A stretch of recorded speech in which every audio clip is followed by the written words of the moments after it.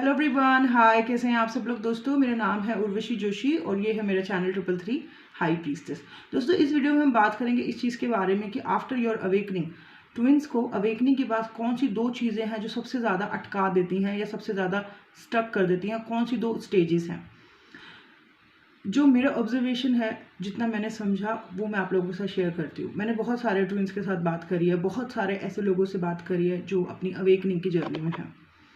सभी soul purpose करना चाहते हैं, सभी सोल पर्पस के बारे में बात करते हैं और सब अपने ट्विन फ्लेम के साथ फाइनल यूनाइट होना चाहते हैं। बट द प्रॉब्लम इसकी क्या चीज़ है, क्या जगह है जहाँ पे वो स्टक हो रहे हैं। जो मेरा ऑब्जर्वेशन है, जितने लोगों से मैंने बात करी, मुझे वो सभी लोग बहुत ज़्यादा टैलेंटेड लगे। हाँ, बहुत सारे लोगों में बहुत सारे शैडो साइड्स जो है मुझे साफ साफ देखने को मिले, but at the same time there बहुत बहुत बहुत ज़्यादा मुझे टैलेंटेड लगे। वो जो लोग ट्विन फ्लेम जर्नी में थे या जो अवेकनिंग जर्नी में हैं, मुझे काफ़ी टैलेंटेड लगे, काफ़ी इमोशनल भी थे। और सभी लोगों के मैंने देखा कि कुछ ना कुछ ट्रॉमाज हैं ही। बट मैंने ये देखा कि बहुत ज़्यादा टैलेंटेड होने के बावजूद भी दो जगह है जहाँ पे मैंने मैक्सिमम लोगों को स्टक होते हुए देखा है। पहली जगह जो जहाँ पे बहुत सारे लोग अटक जाते हैं वो है फियर का स्टेज। फियर का आई थिंक 100 का स्टेज है। डॉक्टर डेविड हॉकिंस का जो चार्ट है उसमें 100 का स्टेज पे फियर आता है। तो सबसे ज़्यादा मैंने देखा कि फियर है उनको किसी चीज़ का। किसी को सोसाइटी का फियर है, किसी को जो है अपने घर वालों को फियर है, किसी कोई काम करने लग गया अपने मिशन पे, अपने कार्य को करने लग गया और अचानक से जो है किसी ने कुछ भड़का दिया, डरा दिया, तो वो उसके मारे जो है पीछे पैर कर लिए, उसने डर गया या डर गई।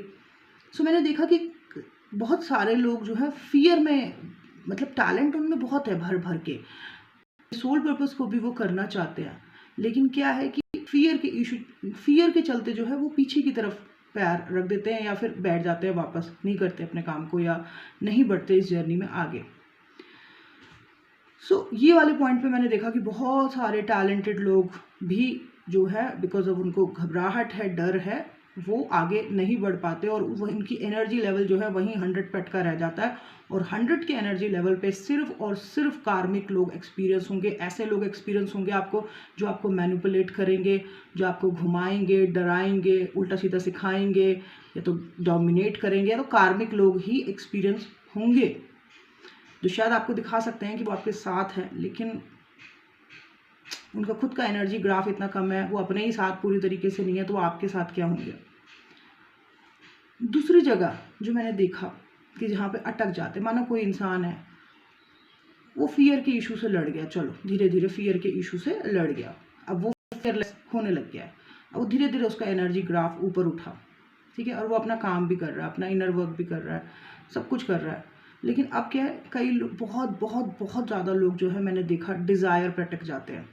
डिज़ायर का एनर्जी इज ओनली 120% की अपनी अलग अलग डिज़ायर है। किसी पैसे की से रिलेटेड डिज़ायर है, किसी की प्यार से रिलेटेड है, किसी की किसी और चीज़ से रिलेटेड डिज़ायर है। तो मैंने देखा कि इस स्टेज पे भी मैक्सिमम बहुत ज़्यादा लोग अटके हुए हैं।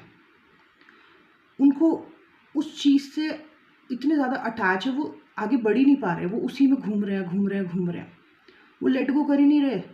वो लेट गो करके भी लेट गो किया ही नहीं हुआ है, उनको डी अटैचमेंट आ ही नहीं रही है, उनके दिमाग में बस वही चल रहा है। तो अब क्या है, बहुत टैलेंटेड हैं, बहुत अपने आप को फियरलेस भी कर दिया है, लेकिन इस वाले पॉइंट पे आके फिर से अटक गए हैं 125 के। इसलिए क्योंकि वो यहाँ पे अटक गए हैं डिज़ायर के पॉइंट पे, तो वो ऊपर नहीं उठ पा रहे हैं। तो इसलिए उनकी लाइफ में जो है बार बार क्या हो जाएगा कि कभी उनको बहुत अच्छा लगता है, फिर एकदम से डाउन, फिर कभी अच्छा लगता है, कभी डाउन, कभी अच्छा लगता है, कभी डाउन। तो उनकी एनर्जी बैलेंस नहीं रहती है।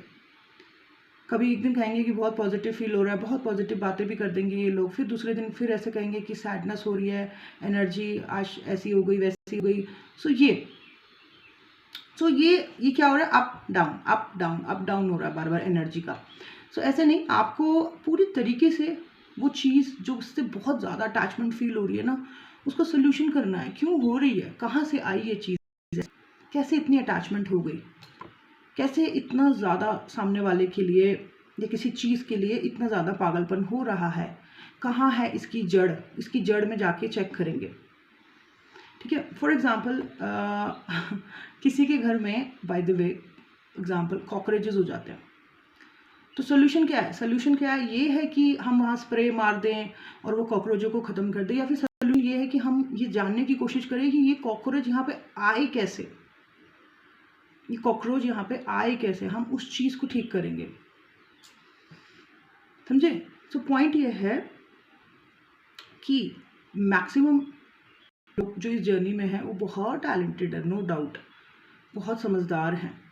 हाँ, उनके शैडो साइड्स डेफिनेटली हैं, और कहीं ना कहीं उन पे लेयर्स चढ़ी जब वो बड़े हो रहे थे, है ना।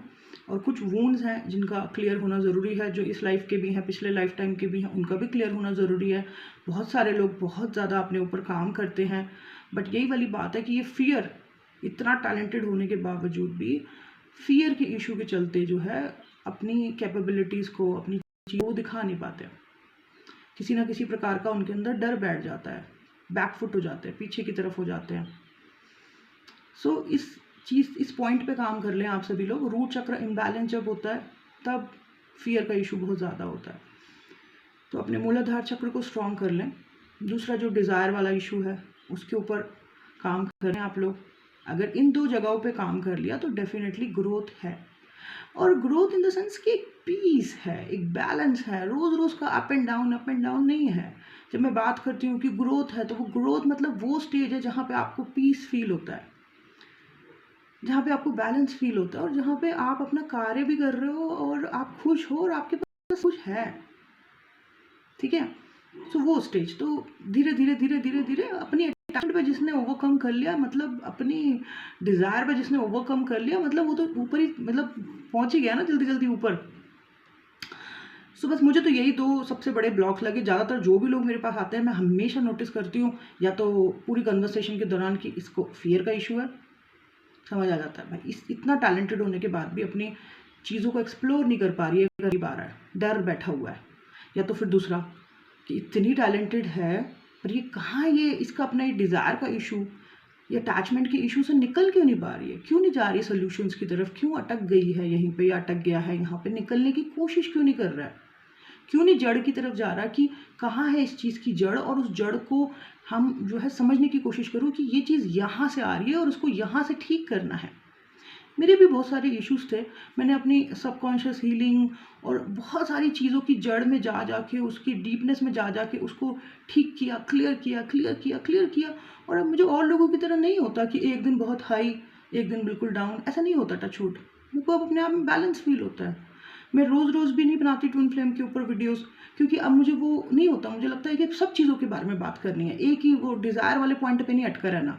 सब किसी दिन किसी पॉइंट पे बात करनी है, किसी दिन किसी पॉइंट पे बात करनी है, किसी दिन किसी पॉइंट के बारे में बात करनी है।